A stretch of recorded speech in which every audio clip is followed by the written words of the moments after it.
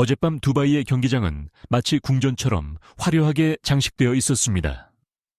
관중석 지붕에는 불꽃놀이가 설치되었고 시상대는 금빛으로 번쩍였으며 아랍 전통 의상을 입은 VIP들은 가장 상석에 자리 잡고 있었습니다. 막대한 자금력을 등에 업은 주최국 UAE는 자국이 주최한 UAE 해트트릭 국제 친선 토너먼트에서 화려한 대관식 시나리오를 준비해 두었습니다. 그들에게 초청된 청소년 팀들은 그저 걸프만 축구의 위력을 과시하기 위한 들러리에 불과했습니다. 하지만 그라운드 위의 90분은 돈으로도 덮을 수 없는 공포 영화로 변했습니다. 심판이 경기 종료 휘슬을 불고 스코어보드에 한국 U18 대표팀의 3대1 승리가 새겨지자 전례 없는 사건이 벌어졌습니다. 대회 후원자이자 UAE 왕실의 고위 인사인 한 왕자가 우승컵이 나오기도 전에 VIP석에서 일어나 자리를 떠나버린 것입니다. 도중에 퇴장해버린 그 행동은 조직위의 자존심을 후려갈긴 것이었지만 동시에 가장 뼈아픈 인정이기도 했습니다. 돈으로 화려한 대회를 열 수는 있어도 태극전사들의 승리 유전자는 살 수 없다. 오일 머니를 향한 일침. 자아의 붕괴, 왜 그 왕자는 자리를 박차고 나갔을까요? 우리는 주최 측에 우스꽝스러울 정도로 과한 준비 상황을 볼 필요가 있습니다. 경기 전 UAE 언론은 오일 머니로 유럽 유학을 다녀온 자국 황금 세대를 띄우기에 바빴고 심지어 우승 축하 티셔츠까지 미리 인쇄해 두었다는 소문도 있었습니다. 하지만 그라운드의 현실은 찬물을 끼얹었습니다. 한국의 10번 윤도영이 후반 추가 시간 수비수 3명을 제치는 솔로 플레이로 3대1 쐐기골을 터뜨린 순간 VIP석의 공기는 얼어붙었습니다. 그때 왕자가 일어섰습니다. 그는 화를 내며 고함을 지른 게 아니라 그저 고개를 가로저으며 나갔습니다. 그 고갯짓에는 무력감이 담겨 있었습니다. 그것은 중동 축구계 전체에 보내는 무언의 메시지였습니다. 수십억 달러를 써서 호날두나 네이마르를 리그에 데려와 간판을 꾸밀 수는 있다. 세계에서 가장 시원한 에어컨 경기장을 지을 수도 있다. 하지만 저 한국 아이들이 가진 위닝 멘탈리티라는 건 돈으로 살 수 있는 게 아니다.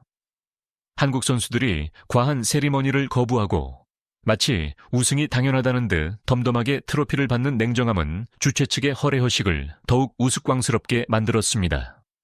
한국 청소년 대표팀은 거액의 상금 때문이 아니라 트로피를 챙기고 주최 측에 실전 축구란 무엇인지 참교육을 하기 위해 그곳에 갔던 것입니다. 전문적 분석. 왜 침대 축구는 무력화되었나? 왕자의 퇴장이 문화적 충격이었다면 경기 내용은 전술에 대한 잔인한 강의였습니다.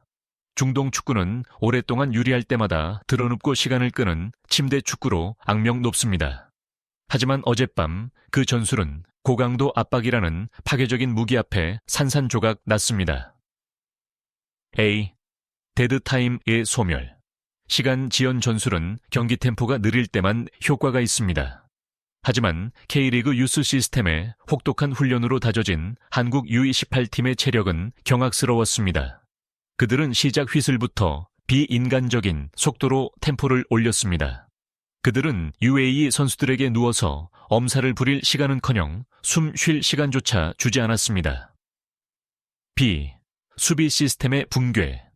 김태원과 김결의 골은 화려한 패스워크가 아니라 상대 진영에서부터 시작된 개겐 프레싱에서 나왔습니다. 비당일 같은 환경과 느린 템포에 익숙했던 UAE 선수들은 완전히 질식했습니다.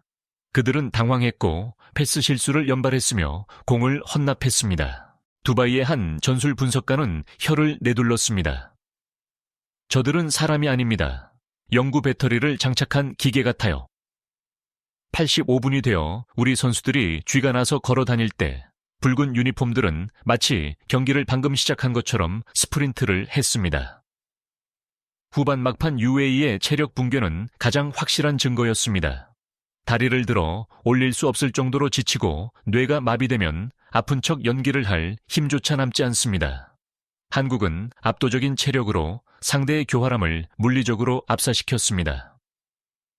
신식감신. 황금 세대의 부상.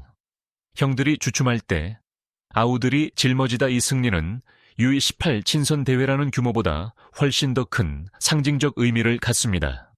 한국 축구의 정신적 도핑이 가장 절실한 시점에 찾아온 승리이기 때문입니다. 손흥민, 김민재가 이끄는 국가대표팀이 내부 갈등과 주축 선수들의 노쇠화로 주춤하는 사이 한국 팬들의 불안감은 실제했습니다. 그들은 세대 간의 공백을 두려워했습니다. 하지만 UAE에서의 퍼포먼스는 그 공포를 단숨에 날려버렸습니다. 살인적인 사막 기후와 악명 높은 심판들의 편파 판정으로 인해 한국 축구의 무덤이라 불리던 중동 땅에서 압도적인 우승을 차지했습니다. 이것은 윤도영, 김태원 같은 어린 선수들이 선배들보다 더 강철 같은 멘탈을 가졌음을 증명합니다. 그들은 위축되지 않았고 원정 압박을 두려워하지 않았으며 그 어떤 더러운 꼼수 앞에서도 물러서지 않았습니다. 이 충격적인 사건은 아시아 유소년 축구의 성장을 예의주시하던 전문가들의 이목을 집중시켰습니다. 아시아 축구계의 시선, 혼다 케이스케, 일본 레전드. 자신의 SNS에 남겼습니다. 경기를 봤다. 한국은 무섭다. 기술 때문이 아니라 그들의 멘탈 때문이다. 저 아이들은 살수처럼 경기한다. UAE에겐 돈과 좋은 경기장이 있지만 한국에겐 승리에 대한 굶주림이 있다. 그건 에어컨 나오는 방에서 가르칠 수 없는 것이다. 아흐메드 알카스, 알자지라 방송 해설위원, 중동 전문가. 쓰라린 인정을 했습니다. 우리는 돈의 힘에 대한 환상을 버려야 한다.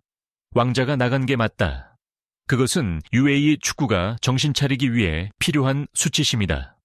우리는 게으른 고양이를 키우고 있는데 한국은 굶주린 호랑이를 키우고 있다. 1-3이라는 결과도 우리에겐 다행인 수준이었다. 이영표, 한국 레전드. 자랑스럽게 말했습니다. 이 세대는 18살 때에 우리보다 강하다. 윤도영과 아이들에게는 챔피언에게 필요한 오만함 혹은 패기가 있다. 그들은 왕자 앞이든 적지에서든 고개를 숙이지 않는다. 이것이 한국 축구의 미래다. UAE에서의 결승전은 단순한 축구 경기가 아니었습니다. 그것은 두 문화, 두 축구 철학의 충돌이었습니다.